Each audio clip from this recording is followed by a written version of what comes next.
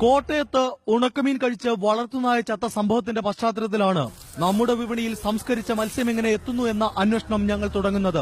വടക്കുംചേരിയിലെ ഉണക്കമീൻ വ്യാപാരിയെ ഞങ്ങൾ കണ്ടു. കേരളത്തിലെ പൊതുവെ മീൻ കുറവാണ്. 20% താഴെ ഉണ്ടാവുള്ളൂ. മറ്റുള്ള ഭാഗത്ത് പുറത്തുനിന്ന് വരണം.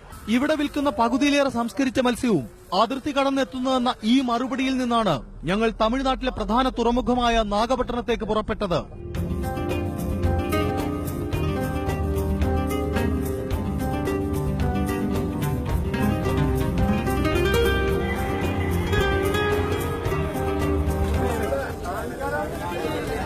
അവിടുത്തെ ചന്തയിൽ പച്ചമീൻ കയറ്റിപ്പോയ ശേഷം അഴുകിയ മത്സ്യം തരംതിരിച്ച് കൂട്ടിയിട്ടിരിക്കുന്നു.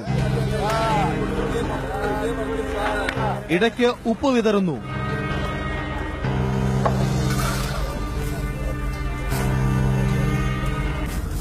തിരക്കൊഴിഞ്ഞതോടെ സൈക്കിളിൽ കെട്ടിവെച്ച കുട്ടകളിൽ അഴുകിയ മീൻ നിറച്ച് പുറപ്പെട്ട ഈ മനുഷ്യനെ ഞങ്ങൾ പിന്തുടർന്നു.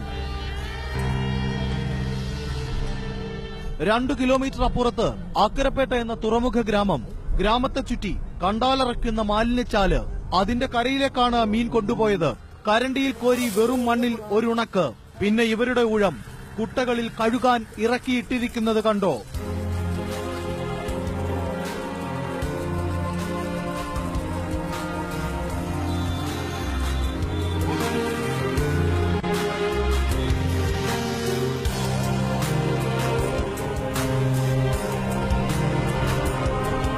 വീണ്ടും ഉണക്കാൻ വിരിക്കുന്നു.